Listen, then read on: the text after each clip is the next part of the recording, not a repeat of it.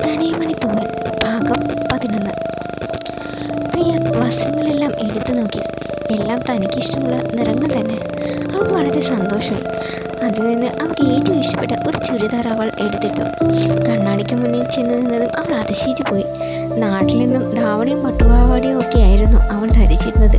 ചുരിദാറിലും അവൾ നല്ല സുന്ദരിയാണെന്ന് അവൾക്ക് തോന്നി. അവൾ ചീർപ്പെടുത്ത് മുടിയൊന്ന് ചീകി ഒതുക്കി. നെറുകയിലൊരുന്നുള്ള കുങ്കുമം എടുത്ത് തൊട്ടു. ഒരു പൊട്ടും വെച്ചു. ഇപ്പം കാണാനും തെറ്റില്ല, അവൻ ചിരിച്ചുകൊണ്ട് പറഞ്ഞതും വാതിൽ തുറക്കുന്ന ശബ്ദം കേട്ട് തിരിഞ്ഞു നോക്കി. നിമ്മി അകത്തേക്ക് വന്നു. അവളെ ആ വേഷത്തെ കണ്ടതും അവൾ അതിശയിച്ചു പോയി. ആഹാ, ചുരിദാറോ? ഇതെവിടുന്ന് കിട്ടി? അത് അവൾ നാണത്തോടെ മുഖം കുളിച്ചു. മനുവിട്ട് വാങ്ങി തന്നതാ. വീട്ടിലതൊക്കെ ഇട്ടാൽ മതിയെന്ന് പറഞ്ഞു. അത് കേട്ടതും നിമ്മ വായും പൊളിച്ച് നിന്ന് പോയി. ഏട്ടനോ? എടാ കാമദേവ, ആള് കൊള്ളാമല്ലോ. അപ്പോൾ പുറമേയുള്ള വസ്ത്രം വിട്ടതും ദേഷ്യമൊക്കെ ഉള്ളൂ, ഉള്ളിൽ സ്നേഹമുണ്ട് അല്ലേ? നിമ്മ പറഞ്ഞു. അത് പോടി, അവൾ കൊഞ്ചിക്കൊണ്ട് പറഞ്ഞു. ഈ സമയം ഗോമതിയും അവിടേക്ക് വന്നു. മോളെ. അകത്തേക്ക് വന്ന ഗോമതി അവളുടെ വേഷം കൊണ്ട് അതിശയിച്ചു. ആഹാ, കൊള്ളാലോ ഇത്. എങ്ങനെയുണ്ടമ്മേ? ഏട്ടൻ വാങ്ങിക്കൊടുത്തതാ. ഗോമതി കണ്ണുമിഴിച്ച് അവളെ നോക്കി. നേരോ? അത് കേട്ട് ഗോമതിക്ക് സന്തോഷമായി. ആ മോളെ, നിന്നെ കാണാൻ രണ്ടുപേരും വന്നിട്ടുണ്ട്. അത് പറഞ്ഞ് ഗോമതി തിരിഞ്ഞു നോക്കിയതും വാതിൽ കടന്ന് അല്പം പ്രായമുള്ള ഒരു സ്ത്രീയും പുരുഷനും വന്നു. അവർ നെറ്റിച്ചുടിച്ചുകൊണ്ട് അവരെ നോക്കി. മോൾക്ക് മനസ്സിലായോ ഇവരെ? ഗോമതി ചോദിച്ചു. എവിടുന്ന് മനസ്സിലാക്കാൻ, ആദ്യമായിട്ടല്ലേ ഇവരെ കാണുന്നത് എന്ന് പറഞ്ഞുകൊണ്ട് ദീപക് അകത്തേക്ക് വന്നു. അവനെ കണ്ടതും അവൾക്ക് ഏതാണ്ട് കാര്യം പിടികിട്ടി. ദീപുവിൻ്റെ അച്ഛനും അമ്മയാണോ? അവൾ ചോദിച്ചു. അല്ല, കണ്ടുപിടിച്ച് കളഞ്ഞല്ലോ. അവൻ ചിരിച്ചുകൊണ്ട് പറഞ്ഞു. നിങ്ങളിരിക്കെ. അവർ അവിടുത്തെ സോഫയിലിരുന്നു. അല്ല, നിങ്ങളെപ്പോഴാണ് എത്തിയത്? ഗോമതി ചോദിച്ചു. ഞങ്ങൾ ഇന്നലെ രാത്രി എത്തിയത്. അപ്പോഴാണ് ഇവിടെ നടന്ന കാര്യങ്ങളെല്ലാം അറിഞ്ഞപ്പോൾ മോളെ ഒന്ന് കാണണമെന്ന് തോന്നി. അതാ ഇപ്പോൾ തന്നെ വന്നത്. ഗായത്രി പറഞ്ഞു. ഇന്നലെയോ മൂന്നാല് ദിവസം മുമ്പേ വരുമെന്നാണല്ലോ ദീപേട്ടും പറഞ്ഞത്. അതെ, അതിനായിട്ട് ബാംഗ്ലൂരിലുള്ള എൻ്റെ അനിയൻ സ്ട്രോക്ക് വന്ന ഹോസ്പിറ്റലിലായി. അതുകൊണ്ട് ഞങ്ങൾ നേരെ ബാംഗ്ലൂരിലേക്കാണ് വന്നത്. ഇവൻ പിന്നെ ഞങ്ങളെ കൂട്ടാനായിട്ട് അങ്ങോട്ട് വരികയായിരുന്നു, ഗായത്രി പറഞ്ഞു. ഇവിടുത്തെ സംഭവങ്ങളൊക്കെ നടക്കുമ്പോൾ ഞാൻ അവിടെയായിരുന്നു. അഭിയന്തോ ആവശ്യത്തിന് വിളിച്ചപ്പോഴാണ് കാര്യങ്ങളെല്ലാം അറിഞ്ഞത്. പ്രിയക്കിപ്പോൾ എങ്ങനെയുണ്ട്? ദീപക് ചോദിച്ചു. കുഴപ്പമൊന്നുമില്ല, ചെറിയ മുറിവാ. 2 ദിവസം കഴിഞ്ഞ് കെട്ടഴിക്കാൻ പോകണം. ഭാഗ്യം കൊണ്ടാ കൂടുതലൊന്നും പറ്റാഞ്ഞത്.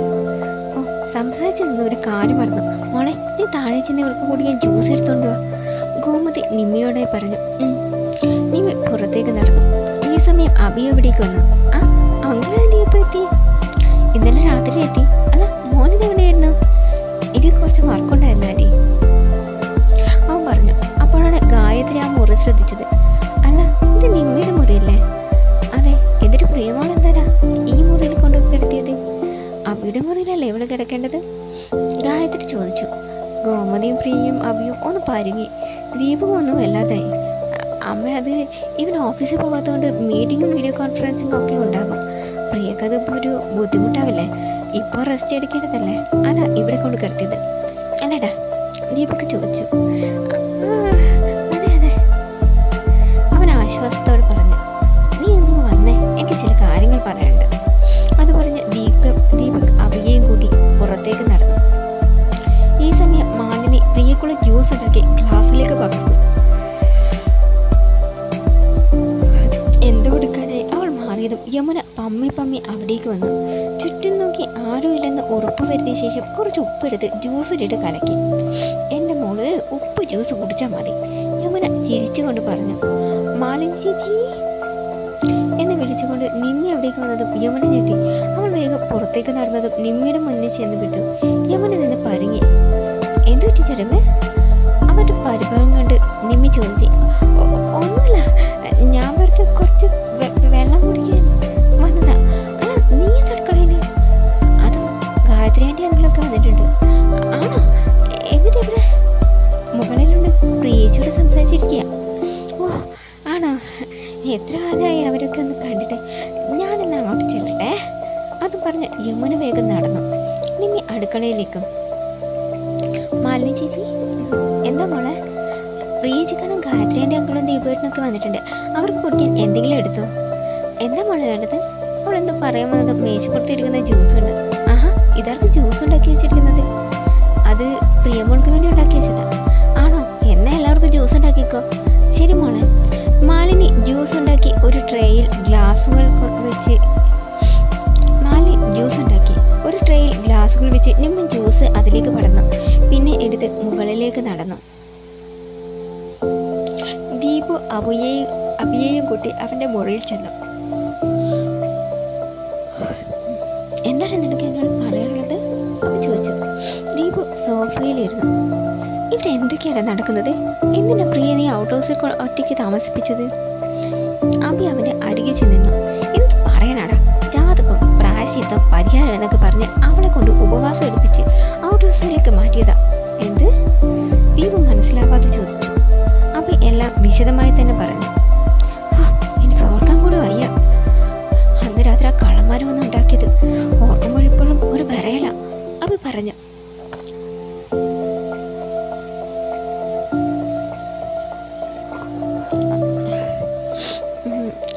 അഭി, ശരിക്കും അവർ കള്ളന്മാർ തന്നെയാണോ? ദീപു സംശയത്തോട് ചോദിച്ചു. അത് കേട്ടതും അഭിയുടെ നെറ്റി ചൊടിഞ്ഞു. നീ എന്താ അങ്ങനെ ചോദിച്ചത്? അല്ല, മോഷ്ടിക്കാനാണെങ്കിൽ അവരെന്തിനാ ഔട്ട് ഹൗസിൽ കയറിയത്? അതിനാണെങ്കിൽ ശരിക്കും വീട്ടിലല്ലേ കയറേണ്ടത്? ദീപുവിൻ്റെ ആ ചോദ്യം കേട്ട് അവനൊന്ന് ഞെട്ടി.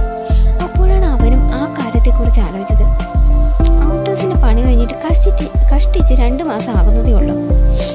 ആ പണിയാണെങ്കിൽ കാര്യമായിട്ട് ഒന്നും തന്നെ ഇല്ലായിരുന്നു. അത് ഇവിടെയുള്ള എല്ലാവർക്കും അറിയാം. ഇത് മറ്റെന്തോ ലക്ഷ്യം വെച്ച് വന്നതാണെന്നാണ് എനിക്ക് തോന്നുന്നത്, ദീപു പറഞ്ഞു.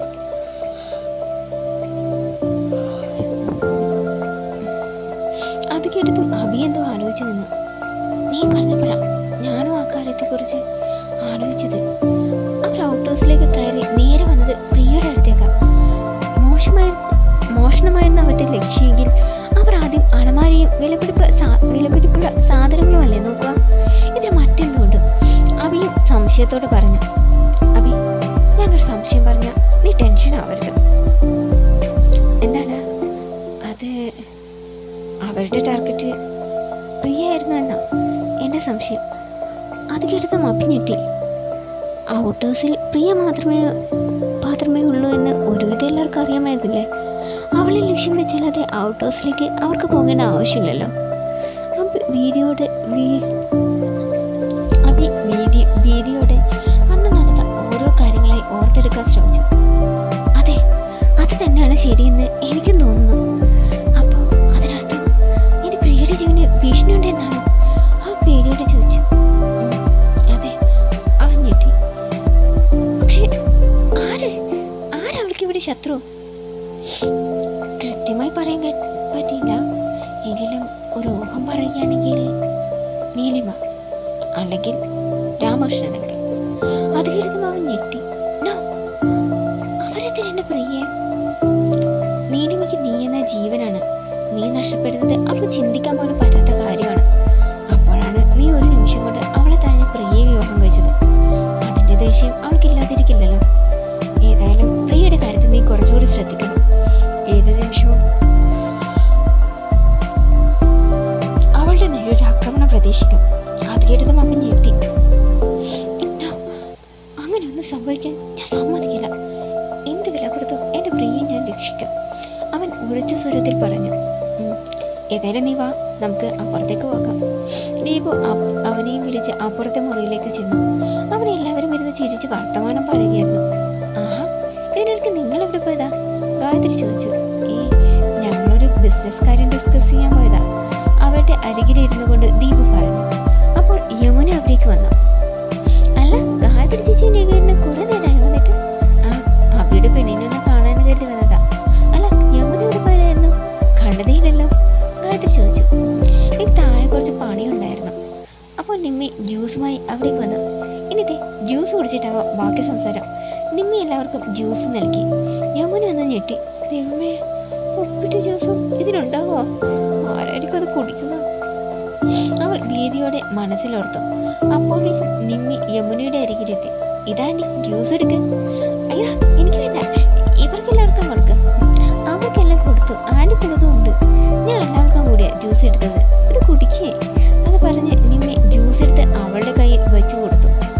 ബാക്കി വന്ന ജ്യൂസ് അവളും എടുത്ത് കുടിച്ചു. യമുന മടിച്ച് കുടിച്ചതും ഞെട്ടിപ്പോയി. എൻ്റെ എന്തൊരു, ഞാൻ കുഴിച്ച കുഴിയിട്ട് ഞാൻ തന്നെ വീണല്ല, ഇനി എങ്ങനെ ഇതിൽ നിന്ന് രക്ഷപ്പെടുക? അവൾ മനസ്സിലോർത്തു. പിന്നെ പതിയെ ജ്യൂസുമായി പോകാനൊരുങ്ങി. അല്ല ആൻറ്റി ഇതൊന്നും കേട്ടാ പോകുന്നത്? നിമ്മി ചോദിച്ചു. അത് ഞാൻ താഴെ പോയിട്ട് എന്തിനാ, ഇവിടെയല്ല എല്ലാവരും ഉള്ളത്, അവിടെ നിൽക്കി. നിമ്മി പറഞ്ഞു. അതെ, എത്ര നാളായി നമ്മളിങ്ങനെ ഒത്തുകൂടിയിട്ട്, ഇവിടെ ഇരിക്കുകയും മോനെ. അത് പറഞ്ഞ് ഗായത്രി അവളെ അവിടെ പിടിച്ചിരുത്തി. എല്ലാവരും ആ ഗ്ലാസ്സിന് തന്നെ, ഞാനത് താഴെ കൊണ്ട് വെച്ചിട്ട് വരാം. നിമ്മി ട്രെയിൻ നേടിക്കൊണ്ട് പറഞ്ഞു. എല്ലാവരും ഗ്ലാസ് അതിൽ വെച്ചു. യമുന എന്ത് ചെയ്യണം എന്നറിയാതെ കുഴങ്ങി നിന്നു. ആൻറ്റി എന്നത് കുടിക്കാതെ ഇരിക്കുന്നേ, കുടിക്ക്, നല്ല ജ്യൂസാ, നല്ല ടേസ്റ്റ് ഉണ്ട്, നിമ്മി പറഞ്ഞു. അവളൊന്ന് ചിരിച്ചു. പിന്നെ രണ്ടും കൽപ്പിച്ച് കണ്ണും അടിച്ച് വലിച്ചു കുടിച്ച് ഗ്ലാസ് അവൾക്ക് നൽകി. നിമ്മി അതുമായി നടന്നു നീങ്ങവേ ഒരു കള്ളച്ചിരിയോടെ ചളങ്ങിയ മുഖമായി ഇരിക്കുന്ന യമുനയെ നോക്കി. മറ്റുള്ളവർക്ക് പണി കൊടുക്കാൻ നോക്കിയാൽ ഇതായിരിക്കും പണം ആൻറ്റി, അവൾ മനസ്സിൽ പറഞ്ഞു. രാത്രി അത്താഴം കഴിച്ച് എല്ലാവരും കിടക്കാൻ പോയി. പ്രിയ നിമ്മിയുടെ മുറിയിലേക്ക് നടക്കാനൊരുങ്ങിയതും അവ തടഞ്ഞു. നിൽക്ക്, നീ ഇന്നു മുതൽ എൻ്റെ മുറി കിടന്നാൽ മതി. അത് കേട്ട് പ്രിയ കണ്ണു വീഴ്ച അവനെ നോക്കി. എല്ലാവരും അത് കിടന്ന് അമ്പായിരുന്നു പോയി. അഭി അതെങ്ങനെ ശരിയാകും? പരിഹാര കർമ്മം യമുന പറയാൻ വന്നതും അഭി ദേഷ്യത്തോടെ കൈ എടുത്ത് തടഞ്ഞു. മതി, നിർത്ത്. ജാതകം, ദോഷം, പരിഹാരം മതിയല്ല. എന്ത് ചെയ്തിട്ട് എന്താ കാര്യം? ഇത്രയും ദിവസം ചിട്ടിയോടെ വ്രതം എടുത്ത് ഉപവസിച്ചിട്ട് എന്ത് കാര്യമാണ് ഇവക്കുണ്ടായത്? പോരാത്തതിനെ കയ്യും മുറിഞ്ഞ് ആശുപത്രിയിലും കിടക്കേണ്ടി വന്നു. ഇതിനൊന്നും ഒരു കാര്യമില്ല. അതുകൊണ്ട് ഇന്നു മുതൽ ഇവൾ എൻ്റെ മുറി കിടന്നാൽ മതി. അത് പറഞ്ഞ് അവ മുന്നേ നടന്നു.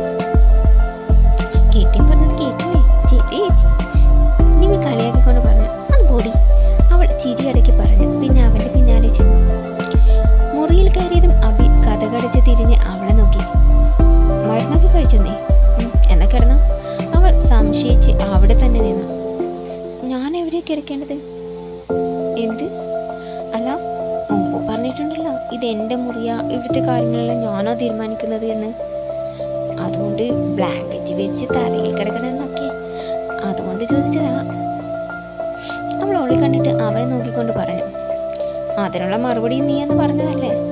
ആ പറഞ്ഞു. എന്നാ മോള് കട്ടിൽ കയറി കിടന്നു. അപ്പോൾ മനുവേട്ടനും താഴെ കിടക്കുക? എയ്യടാ, ആ പുതിയ മനസ്സ് വെച്ചാൽ മതി. ഇതേ ഫാമിലിക്കോട്ട് പെട്ട നല്ല സ്ഥലമാണ്. അതുകൊണ്ട് നീ അറ്റത്ത് കിടന്നോ, ഞാൻ എന്താ ഇവിടെ കിടന്നോളാം. എന്താ? പിന്നെ രാത്രി തനിച്ച് എന്നിട്ട് പുറത്തേക്കൊന്നും പോകാൻ നിൽക്കണ്ട. വെള്ളം ഇവിടെയുണ്ട്. അഥവാ തീർന്നു പോയാൽ എന്നെ വിളിച്ചാൽ മതി, അല്ലാതെ ഒറ്റയ്ക്ക് ഇറങ്ങി പോകാനൊന്നും നിൽക്കണ്ട. കേട്ടല്ലോ? അവൻ ചോദിച്ചു. അവൾ ഉവ്വെന്ന് തലയിടി. എന്നാ കിടന്നോ. Good night. Good night. അവൾ പുതപ്പെടുത്ത് ദേഹത്തിട്ടുകൊണ്ട് പറഞ്ഞു. അവനും ആശ്വാസത്തോടെ ലൈറ്റ് അണിച്ച് കിടന്നു. ഉറക്കം വരാതെ തിരിഞ്ഞു കിടക്കവേ നിഷ്കളങ്കമായി മയങ്ങുന്ന പ്രിയയെ കണ്ടതും അവൻ്റെ മുഖം വിടർന്നു. പതിയെ അവളുടെ അരികിലേക്ക് നീങ്ങി ചെന്നു. കാറ്റിൽ നെറ്റിയിലേക്ക് വീണ് കിടക്കുന്ന അളകങ്ങൾ ആടി. അവനത് മാടി ഒതുക്കി. കൈകളിൽ മുഖം ചേർത്ത് അവളെയും നോക്കി കിടക്കവേ എപ്പോഴോ അവനും മയങ്ങിപ്പോയി. 2 ദിവസം കഴിഞ്ഞ് കൈയുടെ കെട്ടൊക്കെ അഴിച്ചതോടെ പ്രിയ ഉഷാറായി. ഗോമതിയോടൊപ്പം അവൾ അടുക്കളയിൽ കയറി പാചകം ചെയ്യാനും ജോലികളിൽ സഹായിക്കാനും ഒക്കെ തുടങ്ങി. അങ്ങനെ ദിവസങ്ങൾ നീങ്ങി. ഒരു ദിവസം പതിവില്ലാതെ പ്രിയ കാലത്ത് നേരത്തെ എഴുന്നേറ്റ് പണികളൊക്കെ ചെയ്യുന്നത് കൊണ്ട് ഗോമതി അവളുടെ അരികിലേക്ക് ചെന്നു. ഇന്നെന്താ മോളെ നേരത്തെ എഴുന്നേറ്റത്? അത് അമ്മായി, എനിക്കിന്നൊരു ഇൻ്റർവ്യൂ ഉണ്ട്. 10 മണിക്ക് അവിടെ എത്തണമെന്ന് പറഞ്ഞ് മേല് വന്നിട്ടുണ്ടായിരുന്നു. ഇന്നലെ രാത്രിയിലാണ് ഞാനത് കണ്ടത്. ഓ, എവിടെയാ മോളെ? കോളേജിൽ. ആഹാ, എൻ്റെ മോള് പോയി റെഡി ആയിക്കോ, ഞാനിതൊക്കെ ചെയ്തോളാം. ഗോമതി പറഞ്ഞു. അതൊന്നും സാരില്ല അമ്മായി, ഇത് കഴിഞ്ഞു, കുറച്ചുകൂടിയേ ഉള്ളൂ, അവൾ പറഞ്ഞു. അങ്ങനെ ബ്രേക്ക്ഫാസ്റ്റ് ഒക്കെ കഴിച്ച് അവൾ വേഗം ചെന്ന് റെഡിയായി. ഇവിടെ തെങ്ങോട്ടാ കാലത്തെ തന്നെ? അവൾ വിഷം മാറുന്നത് കണ്ട് അഭി ചോദിച്ചു. അഭി ആലോചിച്ചു. മനുവേട്ടാ, ഇന്ന് കോളേജിൽ എനിക്കൊരു ഇൻ്റർവ്യൂ ഉണ്ട്. 10 മണിക്ക് ഞാൻ പോയിട്ട് വരാട്ടോ, അവൾ പറഞ്ഞു. അവൻ മോളെ. അവൾ ബാഗും സർട്ടിഫിക്കറ്റുകളും എടുത്ത് പുറത്തേക്ക് നടന്നു. തുടരും.